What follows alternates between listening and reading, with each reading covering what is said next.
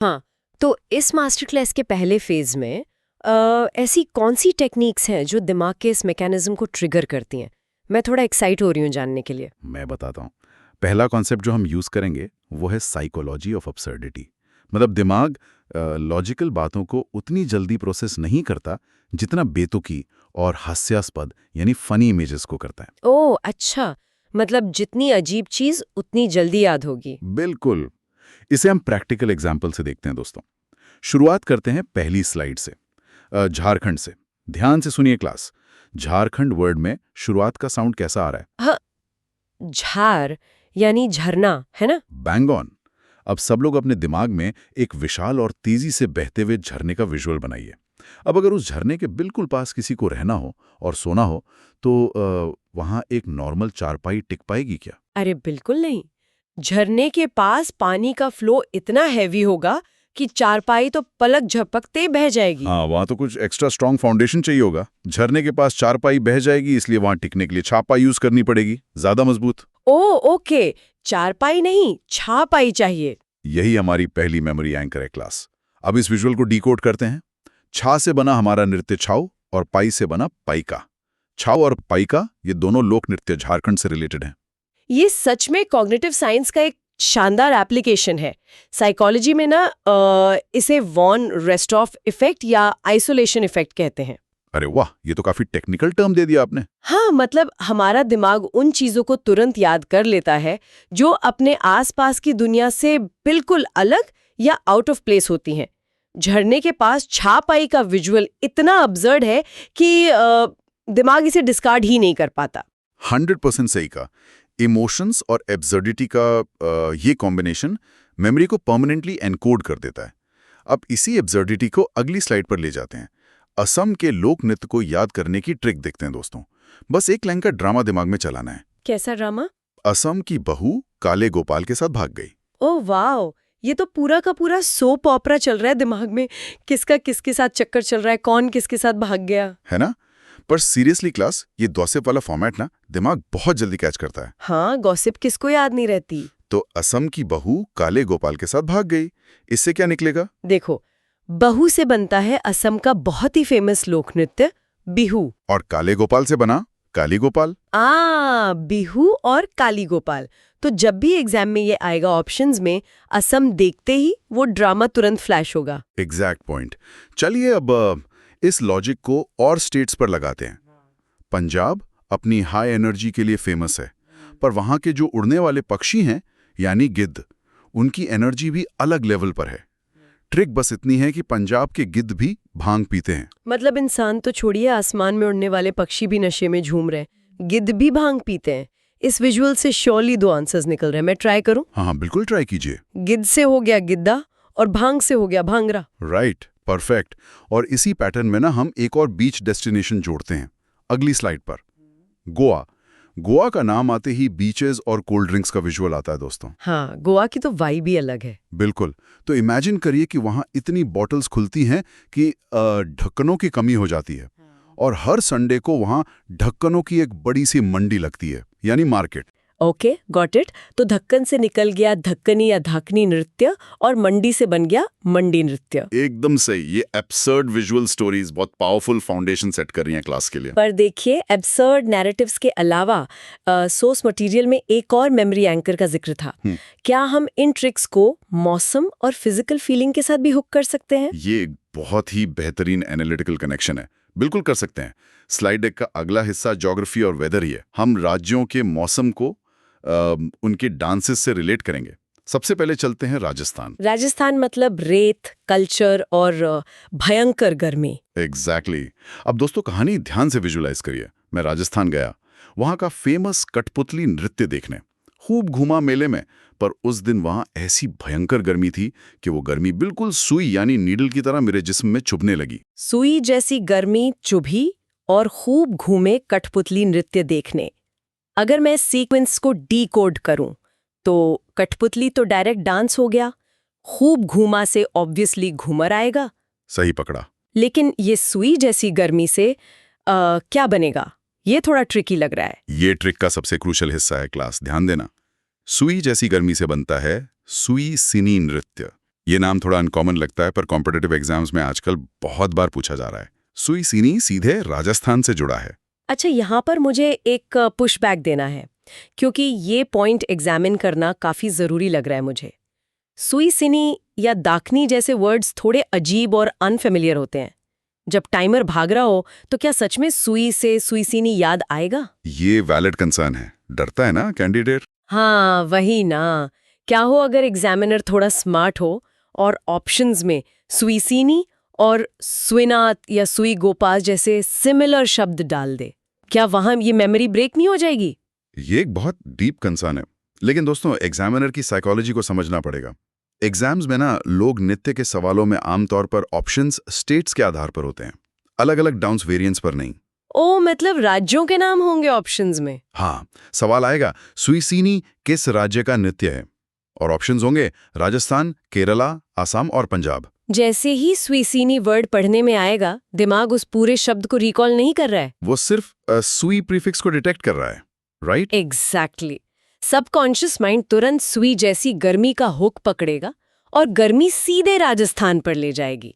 MCQ में recall से ज्यादा रिकग्निशन काम करता है।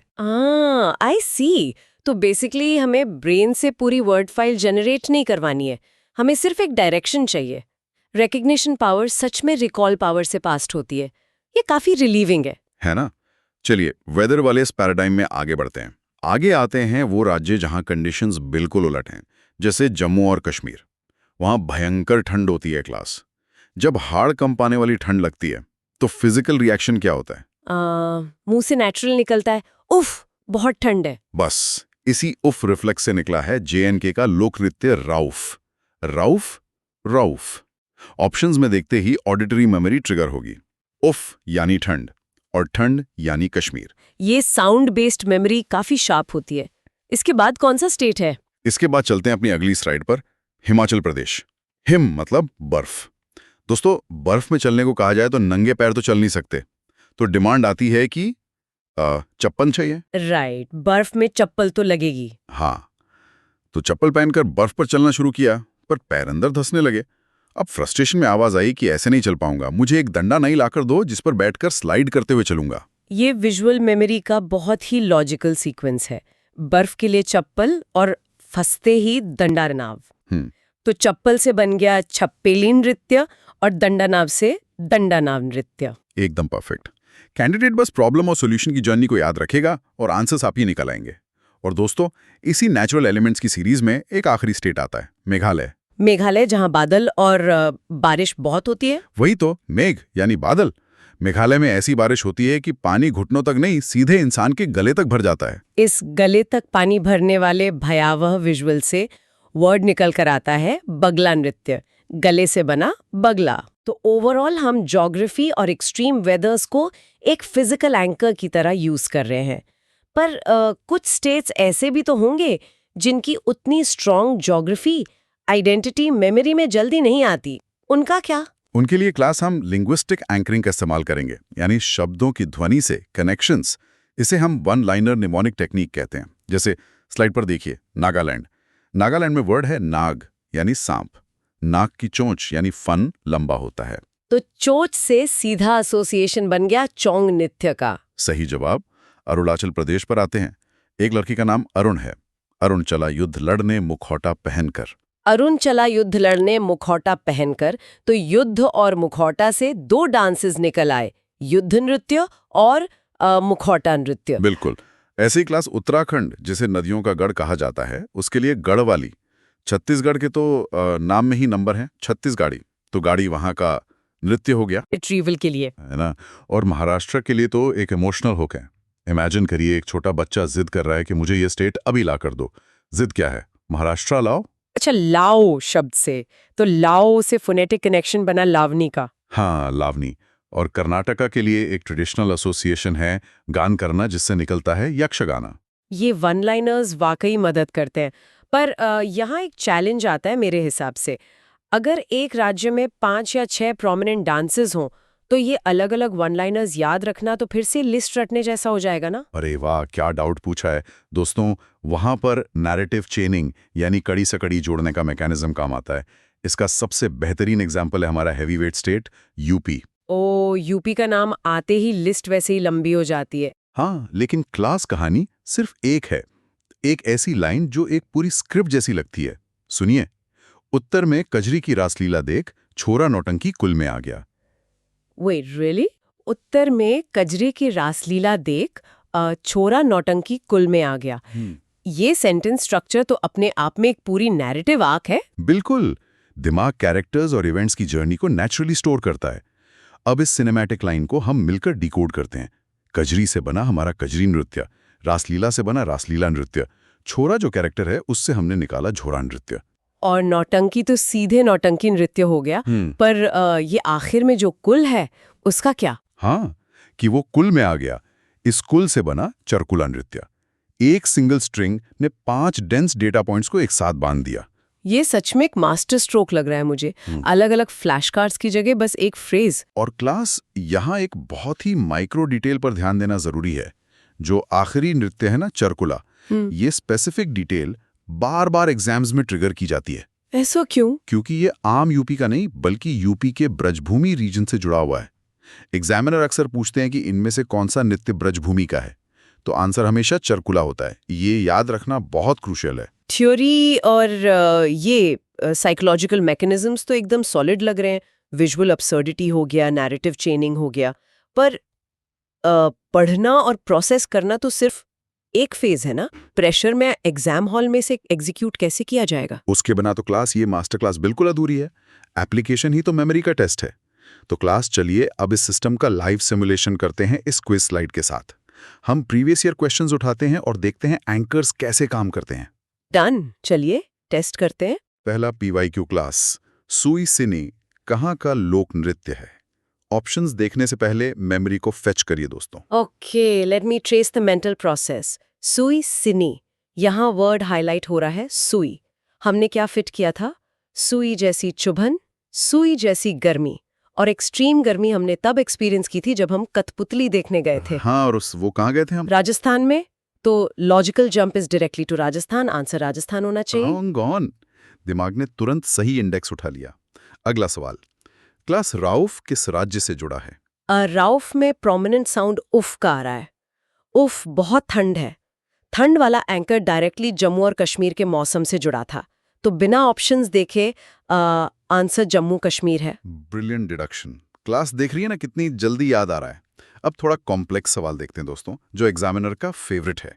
प्रसिद्ध चरकुला नृत्य किस जगह से जुड़ा है? ओके, चारकुला वर्ड के आखिर में कुला या कुल आ रहा है। हमारा नैरेटिव था कि नौटंकी कुल में आ गया, और ये पूरी रोमांटिक कॉमेडी स्क्रिप्ट यूपी के लिए थी। पर थोड़ा स्पेसिफिक हो जाइए। हाँ, साथ ही वो माइक्रो डिटेल भी याद आती है कि कुल यानी चरकुला स्पेसिफिकली यूपी की ब्रजभूमि से जुड़ा है। तो आंसर उत्तर प्रदेश या स्पेसिफिकली ब्रजभूमि होगा। शानदार सिमुलेशन किया आपने।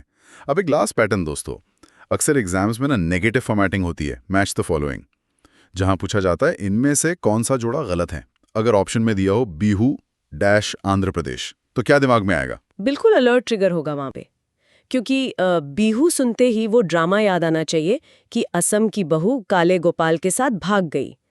बहू से बिहू था और ओरिजिन कैरेक्टर असम था। राइट, तो कहाँ का होना चाहिए बिहू? असम का। इसलिए बिहू और आंध्र प्रदेश का कॉम्बिनेशन गलत है।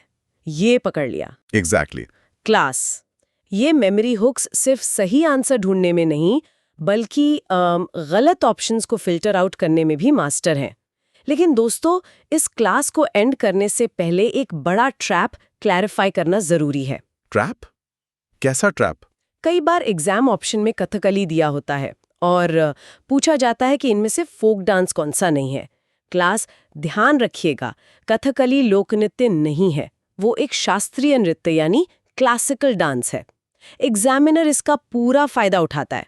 ये ऑब्जर्वेशन काफी डीप और जरूरी है। कई बार हम ट्रिक्स के चक्कर में बेसिक क्लासिफिकेशन ही भूल जाते हैं। बिल्कुल। और एक और पॉइंट, इन लोक नृत्यों को परफॉर्म करने वाले कलाकार को लोक नायक की उपाधि दी जाती है। ये फैक्ट भी डायरेक्टली एग्जाम में आता है। सो फाइनली इस डीप डाइव मास्टर क्लास ने वाकई में अप्रोच बदल दी है।